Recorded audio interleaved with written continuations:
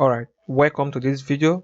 In this video we are going to talk about how to stop automatic updates in Windows 10, Windows 10 Home and Professional, and also Windows 10 Professional. If you're having this issue, stick with me as I'm going to show you step by step how to resolve this issue, no matter the type of Windows 10 that you are actually using. To begin, if you go to your settings and you go to your Windows update,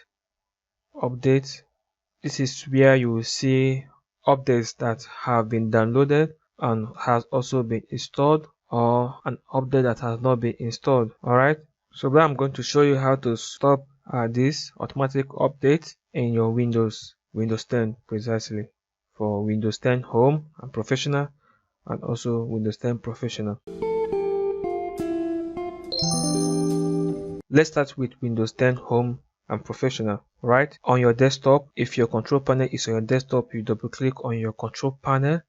But if you cannot find it here, you go to your search bar and type control panel. It will still come up and you double click on it and it will open up. If it opens up, you might want to see your Windows or your control panel to be set under categories. Simply change it to view by on light icons. So once you click on it to be viewed on light icons, you see these icons being displayed like this, and you go to administrative tools. Alright, under administrative tools you click on services. So that you double click on it and the services tab or windows opens up. So you come down here and search for Windows Update. Alright, here it is. I think it should be down here, Windows Update. On a more faster note, you can also come to your search bar here and search for services. Double click on it, it will still take you to these other services that will open. So whichever one that you're comfortable with, you just go through that route. Right, so let me go down here. We go back to our Windows Update to do the setup. There are two ways to open it. You can either right click and click on properties to open it, or you double click on it to still open it. Whichever way that applies to you, you just use that. So what you do is to come here and stop it. Just click on stop. Right now it's running, so you click on stop and it will stop running. But this applies for the local computer. After a while it might still come up, but if you want to stop it, disable it permanently, what you do is to click on this startup type here and click on disable. Alright, once you click on disable, you click on apply and you click on OK. Right, so is now disabled, as you can see it here. So what this does is that disables the automatic update services to run on the machine, on the computer. So the computer will not be able to locate automatically updates that will be installed on the background in your computer. Should the case you want to enable this process again, you want to set it up, you want it to start running again, you also go through the same route as of when we came here. You either pass through the control panel to your administrative tools, services, and you get to this place, or you type here on your search bar here services to get to the services tab. Now you either use the two options to right click and open it, or you double click and it's open, and you simply come back here and set it up and click on apply.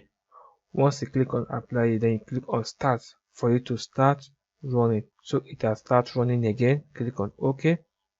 It is now running again. Right, this method applies to Windows 10 Home and Professional. Right, let's go over and see how we can also apply this on Windows 10 Professional. Let me close this. To start with, you hold down your Windows button on your keyboard and arrow. Once you do that, it will open up this run tab here, and you type in MMC and click on OK. It will open up the user account control panel, and you click on yes. Then it will now bring you to this window which is the console root window. On your left, top left, you click on File, go to Add or Remove Snap-in. Click on it and click on Windows Policy Object. Double click on it and click on Finish. It is here. You can also click on it once and click on Add. It will still take it inside the selected snap-ins. Then you click on OK and you're good. It's in here now. On your left, under the console root, you click on Local Computer Policy.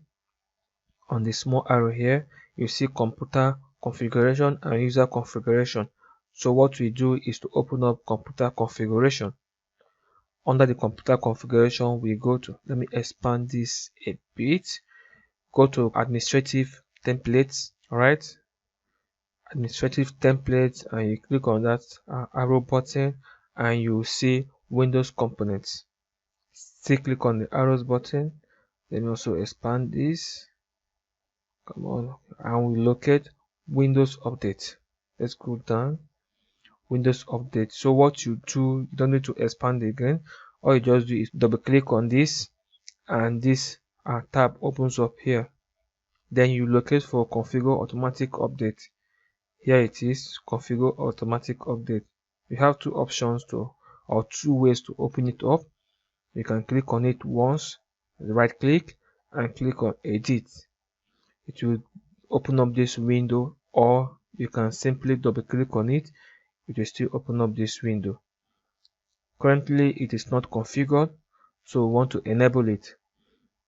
Click on Enable and come down here to Configure Automatic Updating. Right here it is on Auto Download and Modify for Install. We want to change this setting.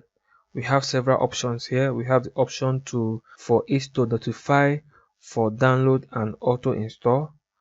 We also have the already option here, auto download and notify for install. We also have auto download and schedule the install, and allow local admin to choose setting. I think we should be fine with this second option, which is notify for download and auto install. Right, so what this does is that it will notify you for a possible update that you should download and also install. So you are at the liberty to choose to download it and also install it. Right, once you're done, you click on Apply and you click on OK. Now mind you, this setting is quite different from the previous one we've done. This one now applies to a general computing, so it will require you to restart your system before it starts working. Once you're done with this configuration and setup, you click on Restart to restart your system. I hope this video has been helpful to you, or you found this video helpful. If you have, I would like you to subscribe to this channel and also click on the notification bell, like and share, so that others can see and benefit from it. And when next we publish videos like this, you will also get to see it and learn from it. Until then, see you.